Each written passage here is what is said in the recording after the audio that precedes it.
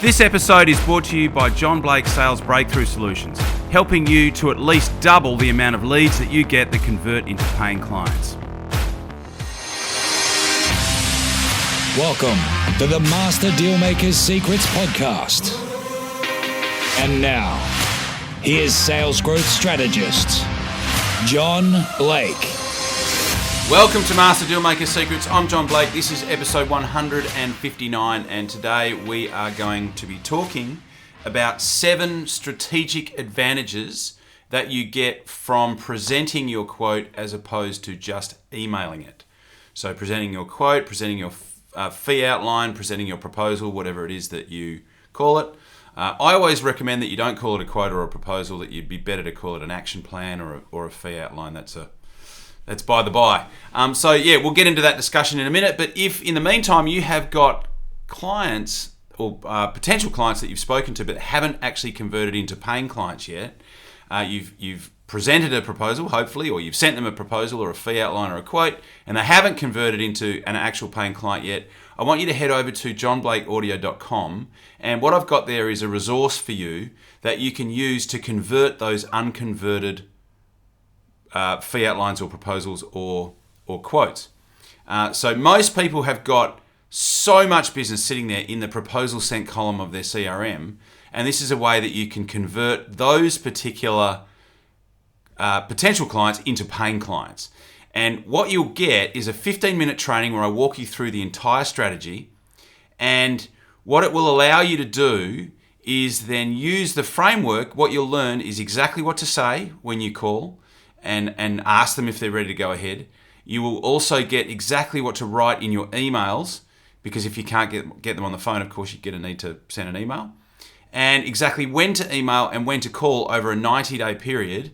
And what you will be able to do with this is that you can literally double the amount of sales that you make from people who you've already spoken to. These are people that have already inquired, you've already spoken to them, you've already made an offer to them, but they haven't bought yet. This is what I use with my clients when I first start with them, and I have taught it to literally hundreds and hundreds of salespeople and business owners, and it works like clockwork. And the best thing about it is that you don't actually have to do it yourself. You can very easily teach it to somebody else. You could send the training to somebody else and they could do it, and they will get a predictable result. So it is at johnblakeaudio.com. Go over, grab it, use it, put it into practice, and let me know how you go.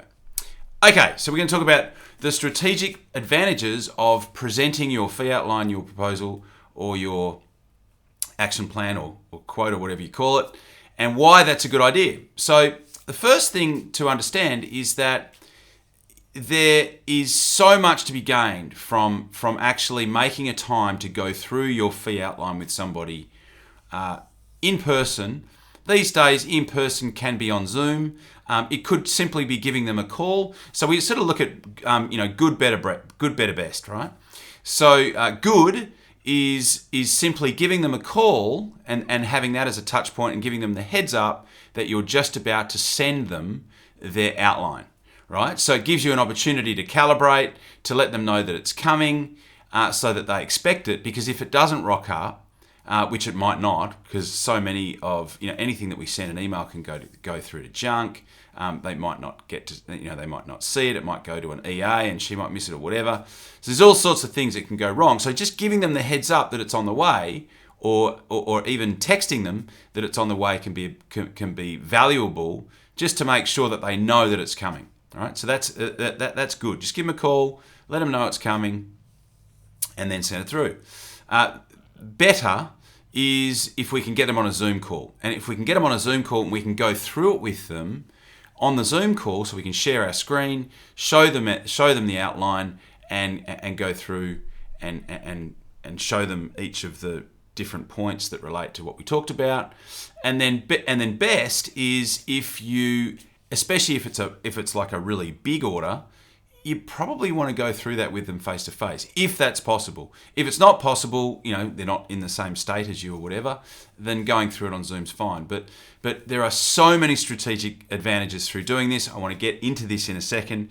And the first one is you get an opportunity to build value first, right? So in the absence of so if you were to just attach your quote to an email and you press send and you just email it, what happens at the other end? They get it, they open it, they go click, click, click, click, click, click, click, right through to the last page, and they look at the price straight away. So you missed an opportunity to actually build value in what it is that you are proposing that they do, because you want to build value, you want to show them all of the cool things that you're going to be doing and why that's valuable first, and then show them the price. If they see the price first, then that's the thing that sticks in their head. They don't actually get to build that value before they actually see the price. So that's not a good situation. And so this way, if the first time that they see your proposal is on a Zoom call or face-to-face, you get an opportunity to build value first. So that's the first one. Second one is you get an opportunity to calibrate as you go. So as you're going through, if you sense that there's something that they're not happy about, or that they've got a question about, or they kind of screw their face up, or their energy changes, you can stop right then and there and you can ask them about it, right? You can resolve some of the stuff that might be coming up for them as you're going through your outline as in the moment, rather than, again, leaving that to chance when they look through. They might not even look through at all. They might just go, like I said, click, click, click, click, click through to the last page where the price is. So that's the second one. Calibrate as you go. The first one, of course, was build value first. The third one is that you get an opportunity to actually ask for the business, right? So at the end, once you've finished, you've gone, okay, so you're happy with everything we talked about? Yep.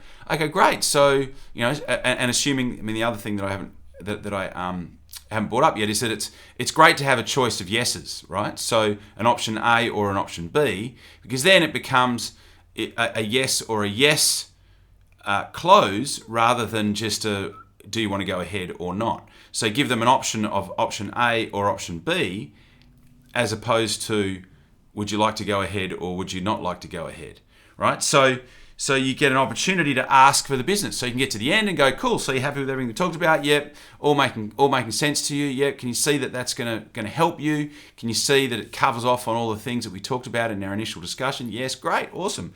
Well, if you're happy with that, what needs to happen next is all I need for you to do is to complete page 8, fill that out, get that back to us. We'll get you set up in our system and we can get started straight away.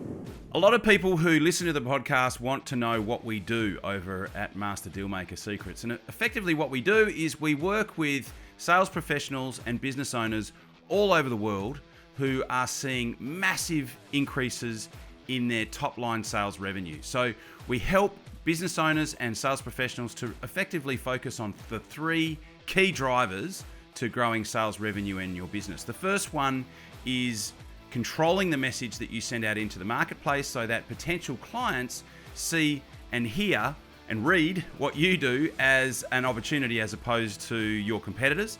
The second thing that we do is we help you to create a direct path to the 20% of your ideal clients that will deliver 80% of the revenue. So everyone knows the 80-20 rule. We help you to develop a direct path to the 20% of the people that are going to give you 80% of your sales revenue in your business. And the third thing that we allow you to do, that we create a process for, is for you to be able to double the amount of leads that you get that convert into paying clients. So if this is of interest, we do have an application-only process to become involved in this particular program.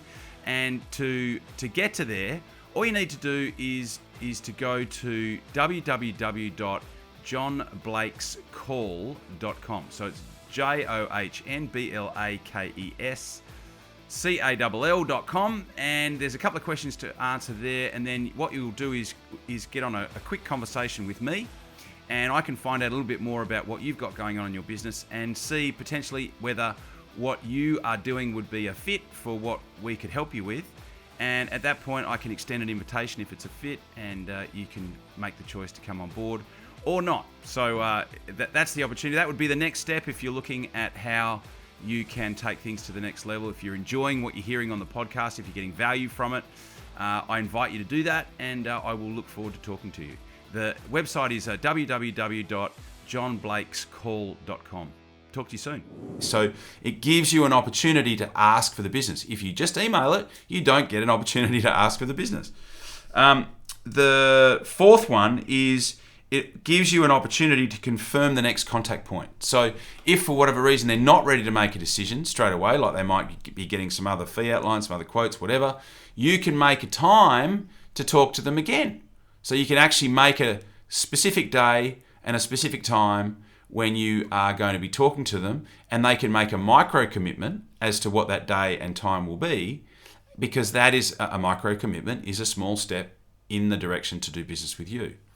So that is a strategic advantage number 4. Strategic advantage number 5 is you can change the scope if you need to. So the scenario that I'm referring to here is you might have gone out and spoken to somebody, and they might be talking to some other people. So a lot of clients that I work with, the people that they're talking to about doing business are actually talking to 1 or 2 different vendors. So you might go out, you might talk to them, and you might talk about a particular scope of work, but then they spoke to 2 other people, and then for whatever reason, their mind may have changed in terms of the scope of work. So the scenario that you avoid by presenting your proposal is that the scope might have changed, but then all 3 proposals come in, and they might no longer be going ahead with a particular option that they talk to you about.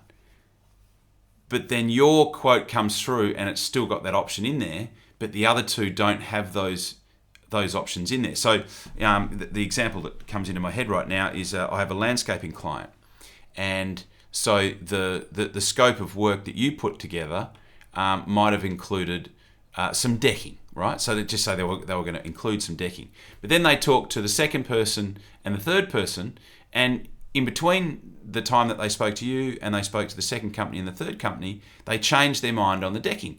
So now all the 3 quotes come in, and yours has got decking, but the other 2 don't have decking, and so theirs is more expensive, and yours is actually at this particular point irrelevant. It's not relevant to what it is that they now want. But if you go back and you go through it with them, and you show them the decking, they go, oh yeah, no, we no longer want to go ahead with the decking. Well, now you can say, oh okay, well let me take that out, and I'll make another time to go through it with you without the decking option in there. So this happens a lot. People change their mind, and then you send through your fee outline, and it is now, they're not comparing apples to apples, and it doesn't have the relevance that the other 2 have. So that's a strategic advantage. You can change the scope if you need. Or you could get to the end and you could show them the fee, and they might go, oh look, yours is so much more expensive than everyone else, and you can go, well, and then they might say, oh, but I'd prefer to do it with you, because I like you, or I like the company, or you guys are more credible, and you can potentially change the scope so that it's more fitting for their particular budget. I'm not talking about discounting. I'm just talking about potentially recalibrating what it is that you're doing to make it fit more into or get closer to their particular budget that they had in mind. So it gives you this collaborative opportunity to change things on the fly that you just don't get if you were to click send and send your proposal through. So you can change the scope if you need. It'll give you a point of difference from your competitors, because I can guarantee your competitors aren't doing this, right? They just don't, unless they're working with me. They're probably not presenting their quotes. So it gives you a point of difference, and it shows that you actually care. And then the 7th point is that it's actually a micro commitment. So someone makes a commitment and a time for you to go through your actual fee outline with them. It's a micro commitment, and they are more invested with you because they've actually invested more time with you. So from a negotiation perspective, they are more invested in the process with you as opposed to your competitors. So the example that I wanted to give you, crystallize this, bring it to life a bit. One of my clients used to work for a Big Four bank in Melbourne. And one of the guys that he worked with had requested a proposal from an external supplier. I think it was a consultant of some description. And they had emailed through the quote, and this particular gentleman's assistant had printed it out and had given it to him. And my client, who was working in the same office, said that this guy grabbed the proposal and didn't even look at it and threw it in the bin.